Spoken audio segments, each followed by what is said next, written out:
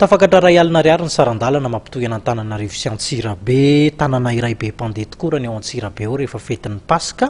Ankoatran'ny akanton'ny tanàna, maro ihany koa ireo hetsika koltoraly samihafa manome vahana ny fialamboly, noho izany indrindra ny mahasarika ny be sy ny maro iazon'ny faritra Vakinakaratra rehefa fotoana tahaka izao. Arahantsika ny sary.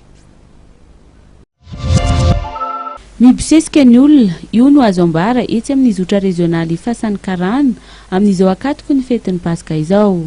Nanomboka omaly zoma dia tsy maharaka ny fiara miala avy eto an-drenivohitra hiazo an'Antsirabe. Isan'ny mampalaza manokana an'Antsirabe raha teo ny fetin'ny Paska, ka izay no antony mahabe ny mpandeha mizotra any. Misy amin'ireo olona no miandry fiara andehanana noho izay fahabetsahan'ny olona mandeha izay.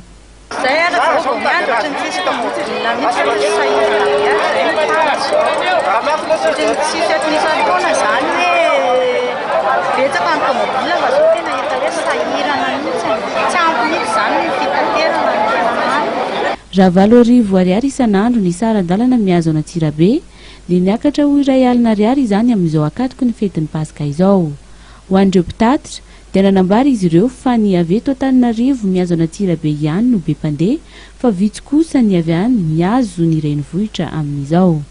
Vetra ny lofely fa ny avany tsisy olona amin'izao.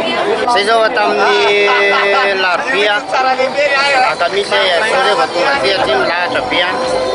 Araka ny vaovao voaray any Antsirabe amin'izao fotoana izao dia efa feno avokoa ireo trano fandraisam-bahiny any an-toerana, ary efa tena ao anatin'ny fankalazana ny fety tanteraka ny ao amin'ny renivohitra Vakinakaratra.